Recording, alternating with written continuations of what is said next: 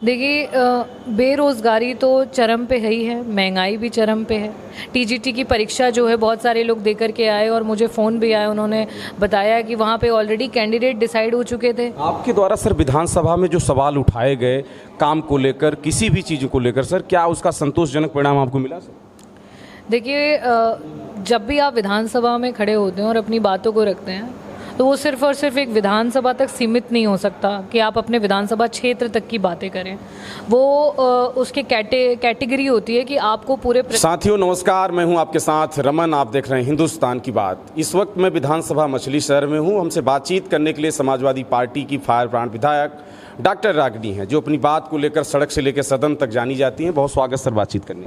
बहुत बहुत धन्यवाद रमन, और आपके चैनल को भी आभार।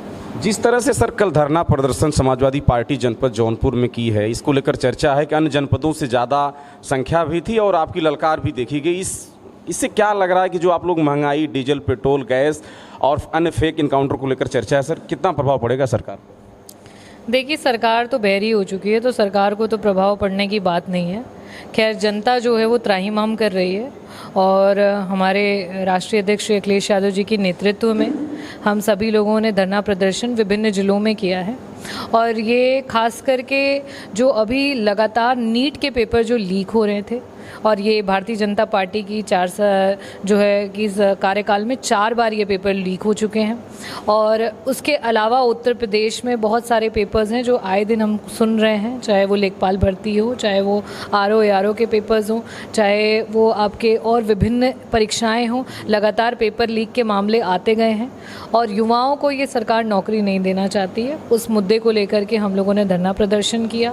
हाल फिलहाल में देखा गया कि जिस समय शादी विवाह की स्थितियां थी, हर जगह शादी विवाह था, उस समय परिवारों को जो है सिलेंडर नहीं मिल पाया कि लोग शादी विवाह कर पाएँ।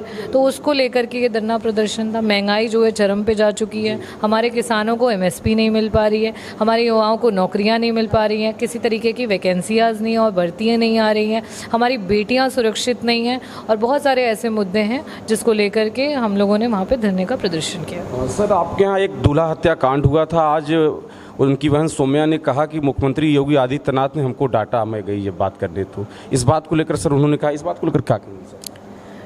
देखिए बहुत ही पीड़ादायक है। एक बिन समाज का लड़का वो घोड़ी चढ़ा और उसको उस दिन गोली मार करके हत्या कर दी गई, और उसकी बहन सौम्या जिस तरीके से लड़ रही है इंसाफ के लिए, संपूर्ण समाजवादी परिवार उनके साथ है। मैं उनके घर गई, उनको ढाढ़स बताया, आर्थिक सहायता भी करी हमने।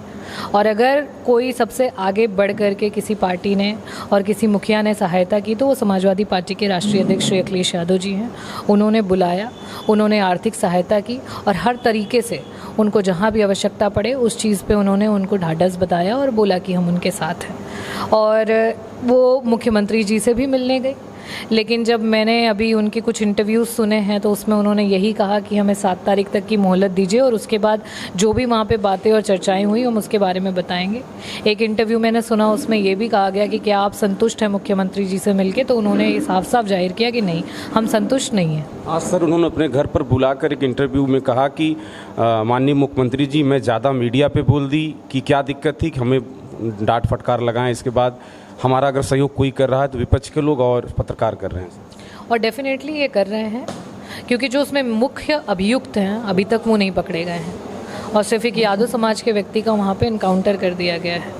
तो ये अपने में दर्शा रहा है, और सौम्या की भी यही मांग है। भोले और शोले को लेकर के लगातार उनकी मांग है, और कई सारे मुकदमे उनके ऊपर हैं, और उनको भारतीय जनता पार्टी के द्वारा पोषित किया गया है। भारतीय जनता पार्टी के नेताओं के वो जो हैं नाम से रंगदारी करते हैं, गुंडागर्दी करते हैं, और शायद इसी वजह से उनको संरक्षण है और उनको भगा दिया गया है। भारतीय जनता पार्टी सर लगातार विकास कार्यों को लेकर कहती है कि मैंने इतना विकास कर दिया है कि सपा को कोई वोट ही नहीं देगा। इस बात को लेकर सर क्या कहेंगे?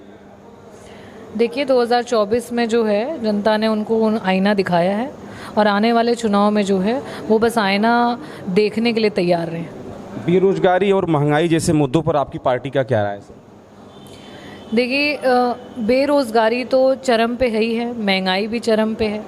खास करके वैकेंसीज़ की बात करें, बच्चे इंतज़ार कर रहे हैं, उम्र निकलती चली जा रही है और वैकेंसीज़ नहीं आ रही हैं। और कई सारी जगहों पे तो इतनी धांधलियाँ हो रही हैं। टीजीटी की परीक्षा जो है बहुत सारे लोग दे कर के आए और मुझे फ़ोन भी आया, उन्होंने बताया कि वहाँ पे ऑलरेडी कैंडिडेट डिसाइड हो चुके थे और जगह जगह पे जो हैं कैंडिडेट्स के साथ साथ किसकी कितनी जो है अमाउंट है वो भी डिसाइड हो चुका था।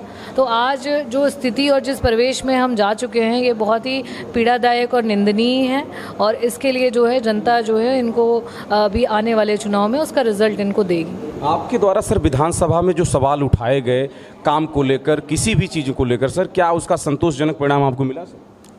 देखिए, जब भी आप विधानसभा में खड़े होते हैं और अपनी बातों को रखते हैं तो वो सिर्फ और सिर्फ एक विधानसभा तक सीमित नहीं हो सकता कि आप अपने विधानसभा क्षेत्र तक की बातें करें। वो उसके कैटेगरी होती है कि आपको पूरे प्रदेश लेवल के ही मुद्दों को उठाना होता है। और लगातार जब भी मैं खड़ी हुई हूँ तो मैंने प्रदेश के जनता के हित के अधिकार के जो भी मुद्दे थे उनको मैंने वहाँ पे रखने का प्रयास किया, उनकी मांगों को रखने का प्रयास किया है। खास करके आधी आबादी जो है हमारी महिलाएं, उनकी सुरक्षा से चाहे जुड़ा हुआ मुद्दा हो, चाहे हमारी आशा बहनों का हो, आंगनबाड़ी की बहनों का हो, NRLM की जो हमारी महिलाएँ हैं उनके हक अधिकारों की बातें हों, हर बातों को हमने वहाँ पे रखने का प्रयास किया है। युवाओं से जुड़े हुए मुद्दों पे भी हमने वहाँ पे बातें की, किस तरीके से जो है परीक्षाओं में धांधलियाँ हो रही हैं। और अभी हाल फिलहाल में हमने ये भी देखा कि जो किसान है उसको जो है खाद नहीं मिल पा रहा था और उस पे भी हम लोगों ने बातों को रखा। जल जीवन मिशन एक इतना बड़ा स्कीम है जिसमें पूरे देश का इतना बड़ा अमाउंट जो है हमारे टैक्स का पैसा आया है, लेकिन अभी भी आप ग्राम सभाओं में चले जाएं तो लोग जो है पानी पानी को और बूंद बूंद को जो है वो तरस रहे हैं। और सरकार ने जो हैंडपम्प लगाने की स्कीम थी उसको भी बंद कर दी है। जनता हमारे पास आती है और वो हैंडपम्प मांगती है। हम जब सदन में खड़े होते हैं तो हम सरकार से हैंडपम्प मांगते हैं और सरकार कहती है कि हमने तो टंकी लगवा दी, हमने तो टंकी को बजट दे दिया, हम हैंडपम्प नहीं देंगे। तो ये सरकार जो है बड़ी जो है असंवेदनशील सरकार है, क्योंकि वो आज ये नहीं समझ पा रही है कि आज वैकल्पिक रूप से हमें जो है जनता को पानी पहुंचाने की ज़रूरत है। जब तक आपकी टंकियाँ बनेंगी तब तक कितने लोग बिन पानी के मर जाएंगे, लेकिन सरकार को इससे कोई फ़र्क नहीं पड़ता। जिस तरह सर क्राइम कंट्रोल को लेकर चर्चा करते हैं, योगी जी उनकी सरकार में मंत्री भी कह रहे हैं कि हमने क्राइम कंट्रोल रखा है। कुछ ऐसी घटनाएं सर बताएं जिससे आप उनका जवाब दे सकें। देखिए, अभी तो नारी वंदन की जब बात हुई और पार्लियामेंट में भी चर्चा हुई और साथ ही साथ हमारी विधानसभा में भी, पार्लियामेंट में जब चर्चा हुई तो मणिपुर की जो घटना है उसको लेकर के भी बात की गई कि आप नारी वंदन की बात करते हैं, क्या हो रहा है, क्यों जल रहा है मणिपुर, महिलाओं के साथ क्या हो रहा है। और वही जब विधानसभा में बात हुई तो विधानसभा में भी कोई ऐसा एक जिला नहीं बचा जहाँ पे महिलाओं के साथ दुष्कर्म, महिलाओं का उत्पीड़न, इनके खुद के NCRB के आंकड़े इनको दिखा रहे हैं कि ये क्या कर रहे हैं इस समय। लॉ एंड ऑर्डर की डेफिनेशन भारतीय जनता पार्टी खुद नहीं जानती है।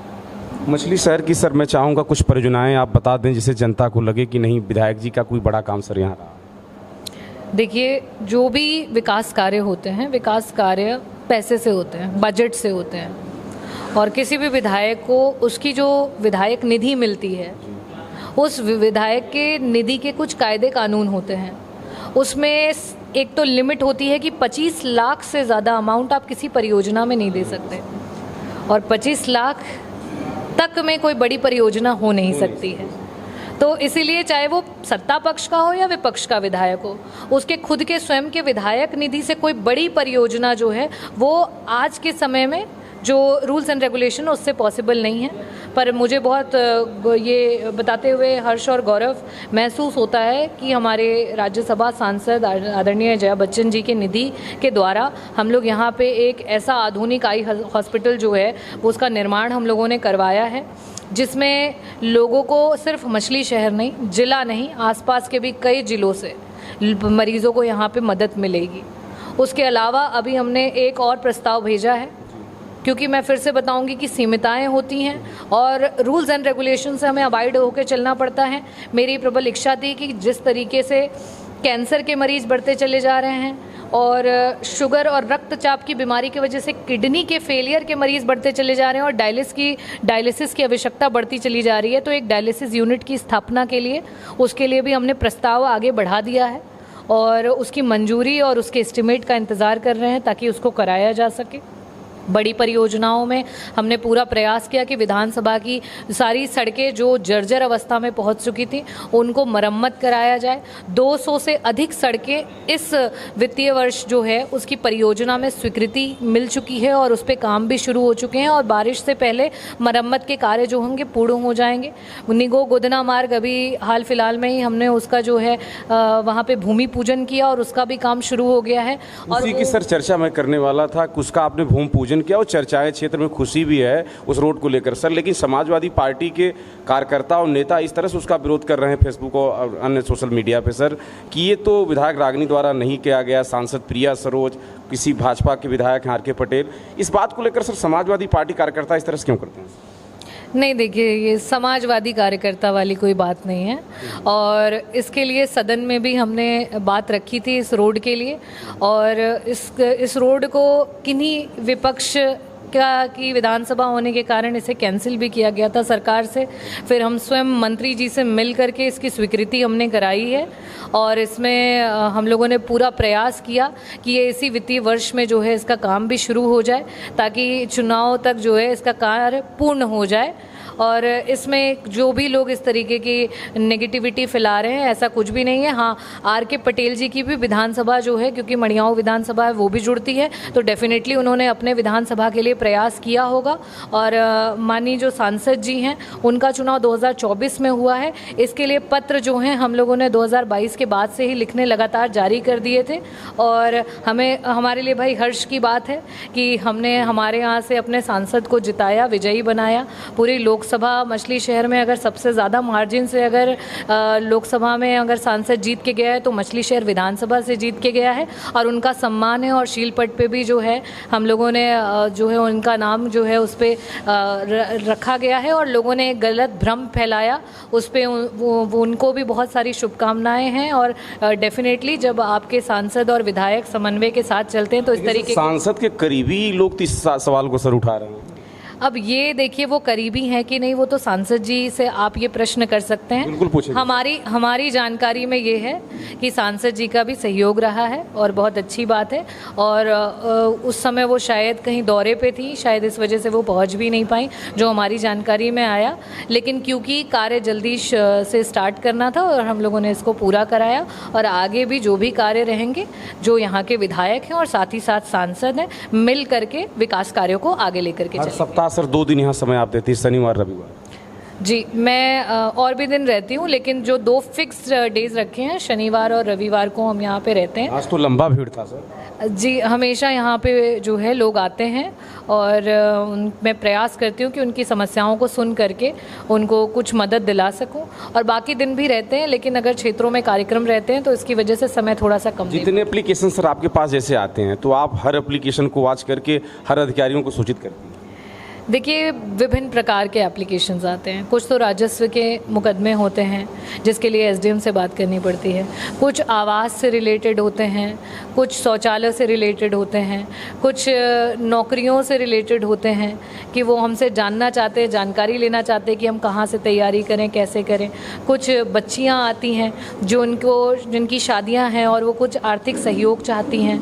कुछ इस तरीके के लोग भी आते हैं जिनके यहाँ विद्युतीकरण नहीं हो पाया है। कई सारे गलत बिल वाले लोग आते हैं कि स्मार्ट मीटर लगने के बाद से उनके बिलों में जो है दिक्कतें आ रही हैं। कुछ खड़ंजे नाली की समस्याओं के साथ आते हैं। तो हर प्रकार के लोग आते हैं। कुछ पे अधिकारियों को फ़ोन करना पड़ता है, कुछ हमारे स्तर के काम होते हैं, कुछ विभिन्न अलग अलग जिलों के स्तर के काम होते हैं, तो उस हिसाब से हम लोग देखते हैं उसको। देखिए, मेरे साथ बातचीत कर रही थी समाजवादी पार्टी की विधायक डॉक्टर रागिनी सोनकर। ये पहली एक ऐसी विधायक मछली शहर की हैं कि जो अपना फिक्स 2 दिन रखी हुई हैं। मैं भी काफ़ी देर से यहाँ बैठा हूँ। जो भी एप्लीकेशन आ रहा है उस विभागीय अधिकारी से बात भी कर रही हैं, चाहे जिस विभाग से पीड़ित है। तो चीज़ें इनकी इस तरह से हैं। आप लोग देखिएगा, वीडियो को कमेंट करिएगा। देखते रहें हिंदुस्तान की बात। नमस्कार।